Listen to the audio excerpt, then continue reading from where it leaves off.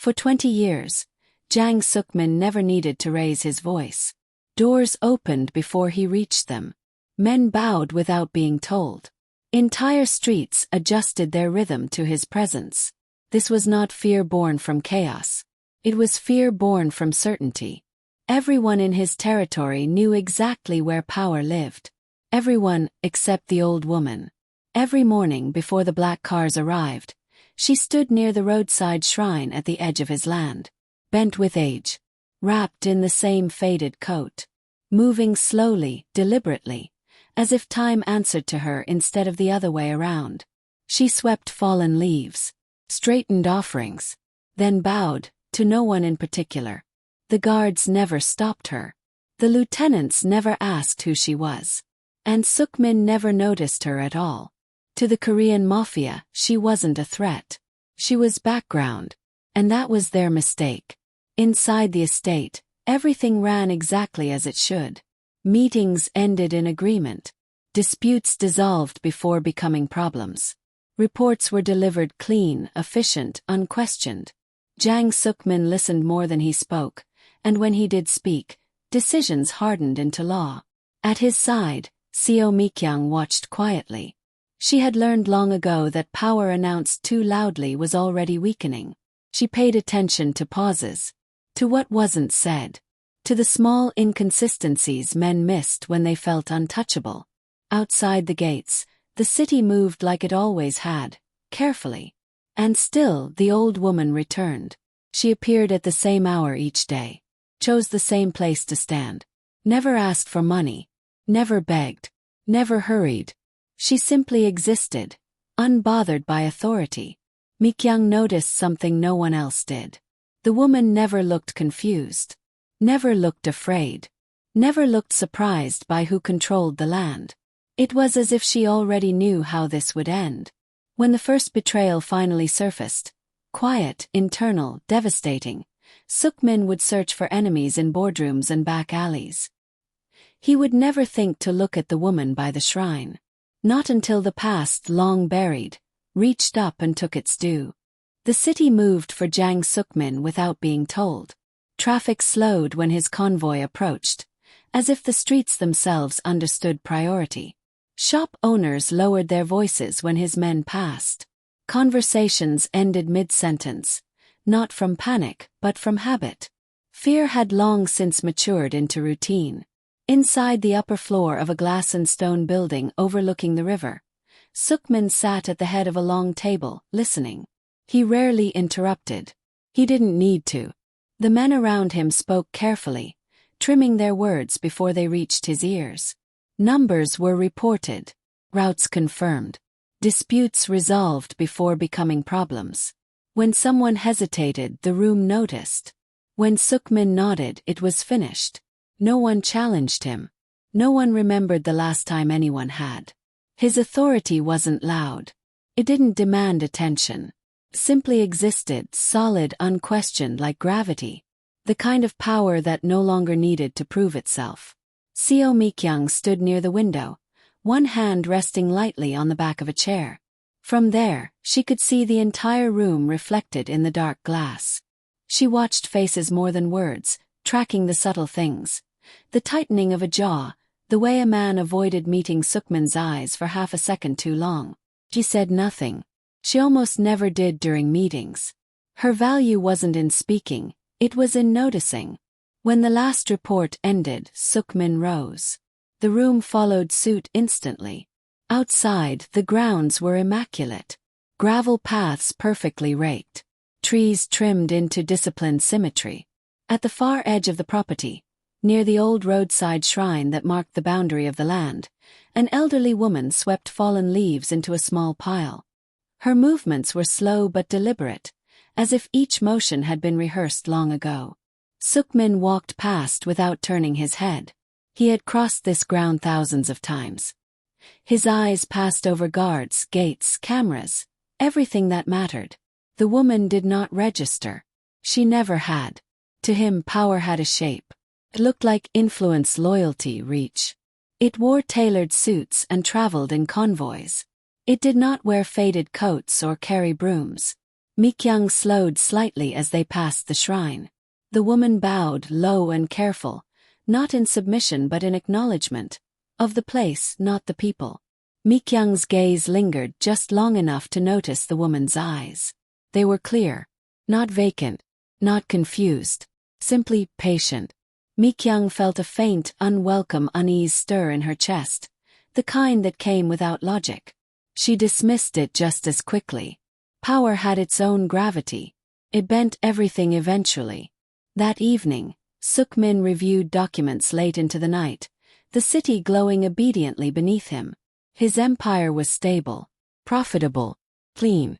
There were no threats worth naming, no enemies foolish enough to test him. For 20 years, nothing had challenged his rule. And because nothing ever had, Jang Sukmin had never learned the cost of looking past what seemed small. Outside by the shrine, the old woman finished sweeping. She straightened slowly, rested both hands on the broom, and looked toward the lights of the estate. Then she waited. Madame Yun Wasan arrived before the city fully woke. The sky was usually still pale when she reached the shrine, the air cool enough to sting her fingers as she set down her broom. The stone steps were always scattered with leaves by morning, maple, ginkgo, whatever the wind had chosen to carry overnight. She swept them into neat lines, careful not to disturb the small offerings left by people who passed through when no one was watching. Rice wrapped in paper, coins dulled by years of handling, sometimes a cigarette unlit. She never took anything. The guards at the gate had stopped noticing her years ago. At first, they had watched with mild suspicion, hands resting near their jackets. Then curiosity faded into indifference. Eventually, she became part of the scenery, as fixed and unremarkable as the shrine itself. Madame Yun preferred it that way. She knew the rhythm of the place. When the shift changed, when the patrol slowed, when the black cars came and went, she swept through it all without hurry, her movements unbroken by the presence of power. She bowed to the shrine when she finished, not out of fear, but out of habit older than the men who ruled this land. Sometimes she fed the stray cat that waited patiently near the steps, a thin thing with a torn ear and sharp eyes. It trusted her. That had taken time. People passed close enough to brush her shoulder and never once looked down. Their conversations floated over her head, numbers, names, future spoken as if they were guaranteed. She listened without appearing to listen. Memory was a quiet skill. It sharpened when no one suspected it. From where she stood, the estate loomed above the road, all glass and stone and certainty.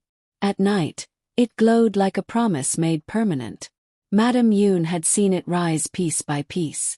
She remembered the land before it was claimed, before it was guarded, before it was renamed something grander than it deserved. 20 years was a long time to be overlooked.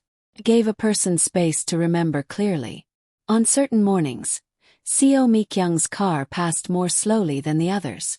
Madame Yun felt the woman's gaze even when she didn't look up. There was no recognition there. Only awareness, faint but present, like a breeze before weather changes. Madame Yun returned the attention with a small bow, measured and precise. She did not smile. That was for later. When her work was done, she sat on the low stone edge near the shrine, resting her bones. Her hands were lined and spotted with age, but they were steady. They had never forgotten what they once held, what they once signed, what they once buried. Around her the city breathed. Above her, the empire stood unchallenged. Madame Yun closed her eyes for a moment, not in prayer but in patience. Some truths did not need to be announced. They only needed time. The first sign of collapse was so small it almost passed as routine. A shipment arrived an hour late. No explanation. No call ahead. Just a quiet note added to a report. The delay framed as weather, traffic, nothing worth attention.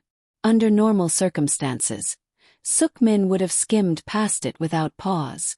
Delays happened. Systems absorbed them. This time he stopped. He read the line again, then once more. His finger resting on the page as if the paper itself might reveal something else. He said nothing. He never did when something bothered him. He simply continued reading, his face unchanged, his breathing steady. Across the table, a lieutenant cleared his throat too quickly. Seo Mi-kyung felt it before she saw it, the subtle shift in the room, the way confidence thinned like stretched fabric. She watched the man who had spoken, the slight tension in his shoulders, the way his hands remained folded when they should have relaxed. Suk-min closed the folder. "Continue," he said. Reports resumed, but the rhythm was off. Numbers aligned too neatly. Answers arrived too fast. The room was trying too hard to reassure itself. By the time the meeting ended, nothing overt had been revealed, yet something fundamental had changed. Outside, the city continued its obedience. That night, a trusted account failed to reconcile. Not by much. Just enough to be noticed by someone who had memorized the shape of his empire. Suk-min made a call. Then another. Both were answered too quickly, voices calm, helpful, rehearsed. He ended the calls without comment. In the early hours before dawn, Seo Mi-kyung stood alone in the quiet of the estate, staring out toward the road. The shrine was barely visible in the darkness, but she knew it was there. She thought of the woman who swept its steps each morning, who bowed and waited and never hurried. Mi-kyung felt a chill she couldn't explain. By midweek, a name appeared where it shouldn't have. An approval granted without passing through the proper channel. The signature was familiar. Trusted. That was when Suk-min finally looked up.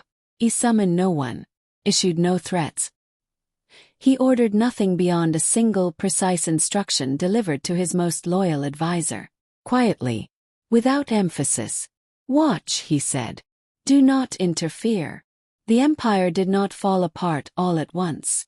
Loosened. Small seams began to show. Conversations shifted behind closed doors. Men who once waited for instruction began acting on assumption. Loyalty, once unquestioned, started to fracture into calculations. Someone inside believed they had time. At the shrine, Madame Yoon swept as she always did. Leaves gathered were cleared, gathered again. She listened to the distant hum of engines, the subtle increase in movement along the road. Power was adjusting. That was always the sound it made when it felt threatened. She paused, resting both hands on the broom. For 20 years, she had watched them build everything on silence and forgetting. Now, forgetting was turning inward. Madame Yoon straightened slowly, her expression unreadable, and looked toward the estate as the sky began to lighten. The betrayal had already happened. They just didn't know it yet. The name surfaced in a place it did not belong. It appeared once, buried in an old logistics archive Suk-min hadn't personally reviewed in years. A document digitized from paper, scanned hastily, filed under a project that no longer officially existed. The system flagged it not for content, but for age, an anomaly resurfacing without invitation. Suk-min stared at the screen longer than necessary. The name was written simply. No title, no explanation. Just 2 characters followed by a faded registration mark. Yoonhwa-sun. He felt no immediate recognition. That unsettled him more than if he had. There were very few names from his early years that remained unaccounted for. Fewer still that survived untouched by revision, erasure, or death. He closed the file and reopened it. The name remained. Across the room, Seo Mi-kyung watched him from the edge of the desk. She had learned to read the stillness in him, the moments when his thoughts turned inward, sharpening. She didn't ask what he was seeing. She already knew it mattered.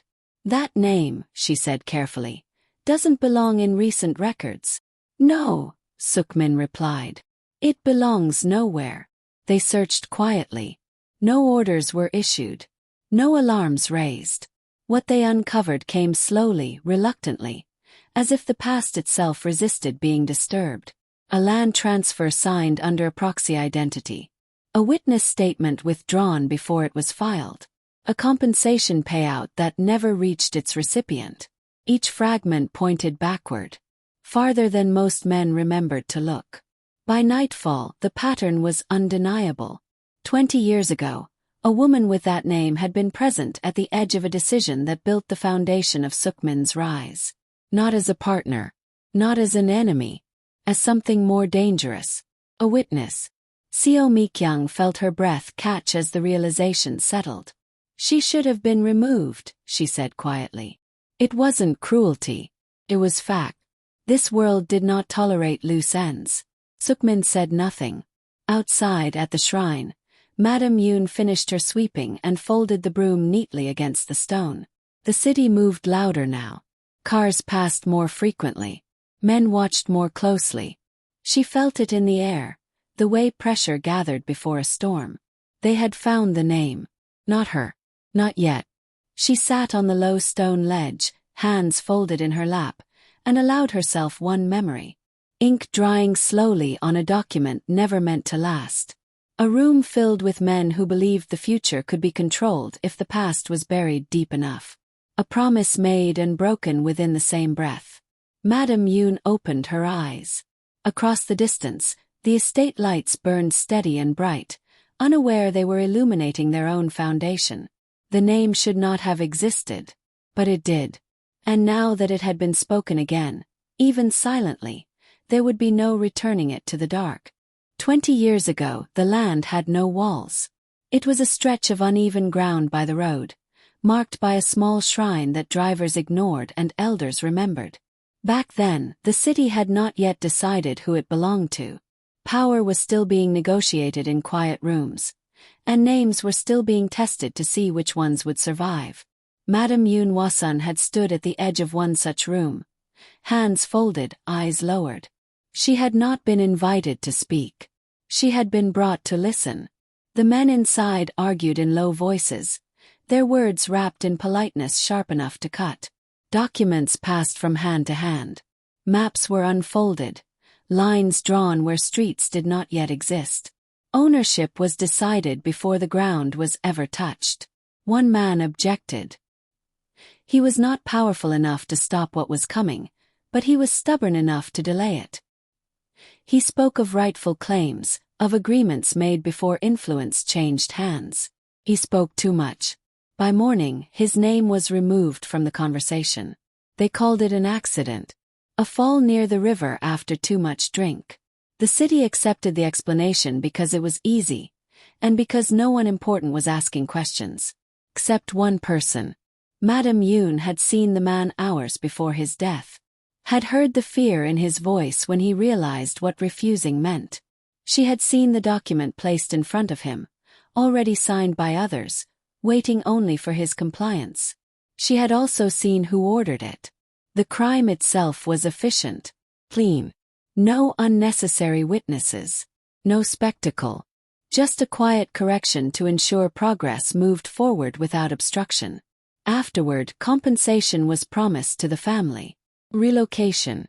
Silence purchased with money that never arrived. The file marked resolved, and buried beneath newer, louder victories. Madame Yoon was told to forget. She was offered safety in exchange for compliance. A modest allowance. Protection as long as she stayed invisible. As long as she did not speak the name of the man who had fallen, or the men who had pushed him. She agreed. Not because she believed them but because time was on her side. Back in the present, Sukmin sat alone in his office, the past unfolding with brutal clarity. The pieces fit now, each one cutting deeper than the last. The rise of his empire had been smoother than it should have been. Faster. Cleaner. Someone had cleared the way. He understood then why the name unsettled him. Why it had survived every purge, every rewrite.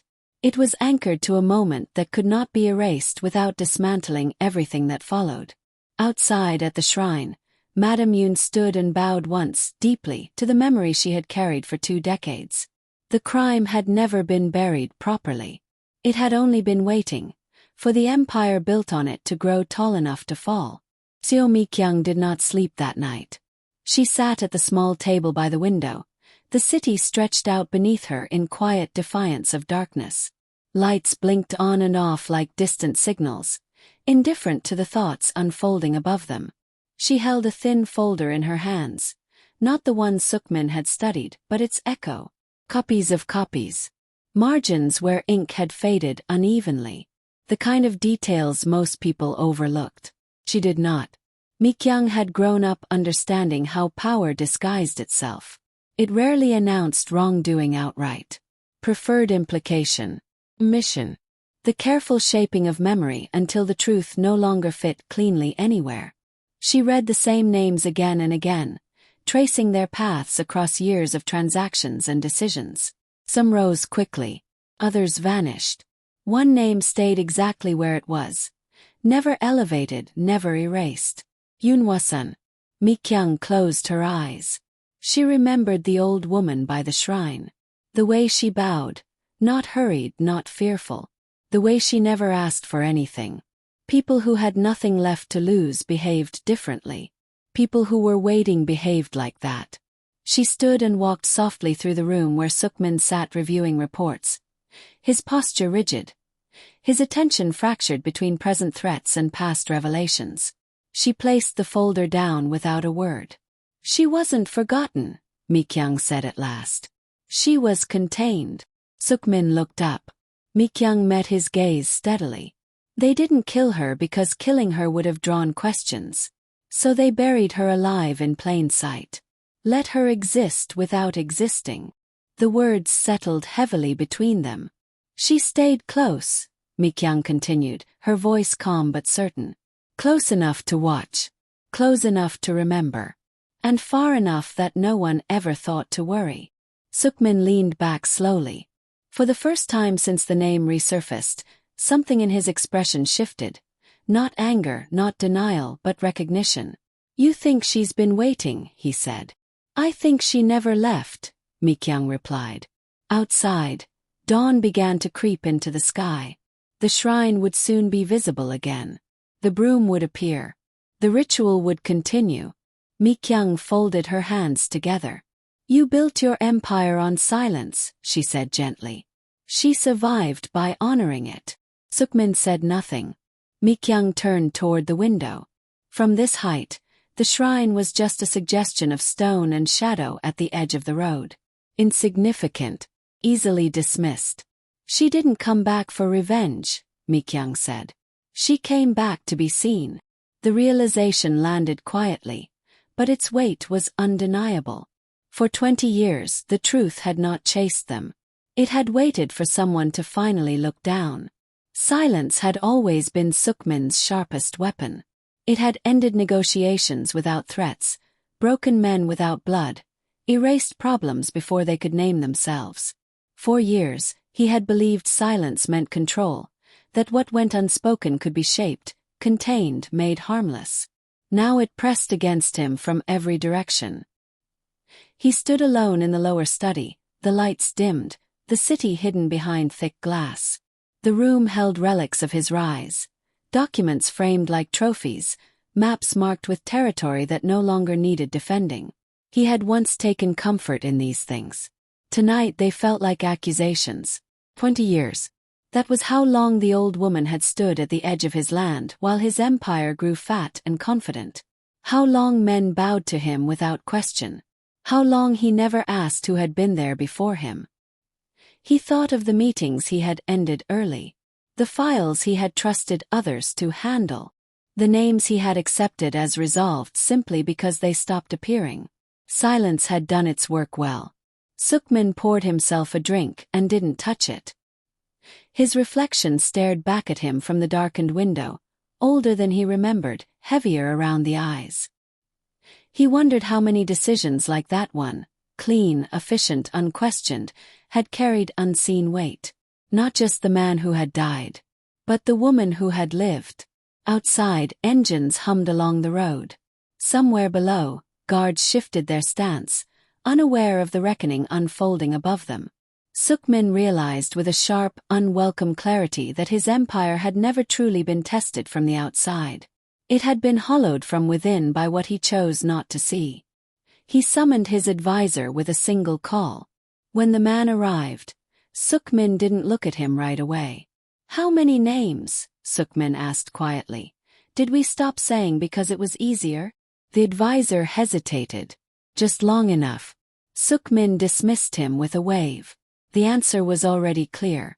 Later he walked the grounds alone, something he had not done in years.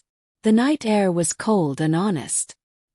His footsteps carried him without conscious intent, toward the edge of the property, toward the shrine. It was empty now. The broom rested neatly against the stone, as it always did. The offerings were arranged with care. Nothing disturbed. Nothing stolen. Sukmin stood there longer than necessary. This place had been beneath his notice for 2 decades. Yet it had outlasted every enemy he had crushed, every rival he had erased. The cost of silence was not just what it hid. It was what it allowed to endure. For the first time since his rise, Jang Sukmin understood that his greatest mistake had not been an act of cruelty, but an absence of attention. And absence, he now saw, could be just as deadly. Justice did not arrive with sirens or raised voices. It moved quietly, the way everything important in Sukmin's world always had. Before dawn, instructions were given. Precise, limited, irreversible. Accounts were frozen without explanation. Authority was reassigned under the pretense of routine restructuring. A man who had served faithfully for years was removed from his position and escorted out through a side entrance. His name never spoken aloud. By evening, he no longer existed in any record that mattered. There was no spectacle, no punishment made public, no lesson delivered for others to fear. That was deliberate. Sukmin understood now that fear had already done enough damage. He sat through the meetings that followed, his presence calm, his tone unchanged. To the men around the table, the empire appeared intact, steady, disciplined, unquestioned. They nodded when expected, took notes when required, unaware that something fundamental had shifted beneath them. This was not revenge. It was correction. Later, Sukmin returned alone to the shrine. The city was awake now, traffic moving with its usual impatience. People passed without looking twice, absorbed in their own lives. The shrine remained what it had always been.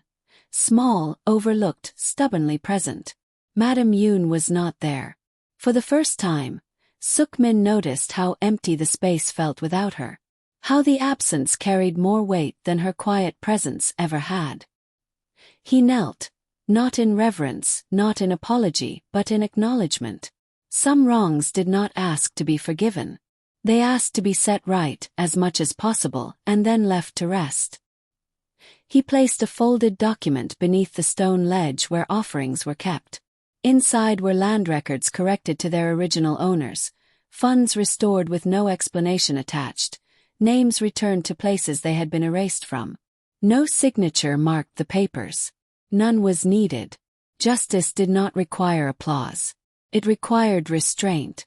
When Sukmin stood, he did not feel lighter. There was no relief, no sense of triumph. Only a steady, unfamiliar clarity. The kind that came after admitting a truth that could no longer be avoided. That evening, Seo Mikyung joined him on the terrace overlooking the city. She did not ask what he had done. She could see it in the way he stood, no longer towering above the world but grounded within it. "She won't thank you," Mikyung said quietly. "I don't expect her to," Sukmin replied.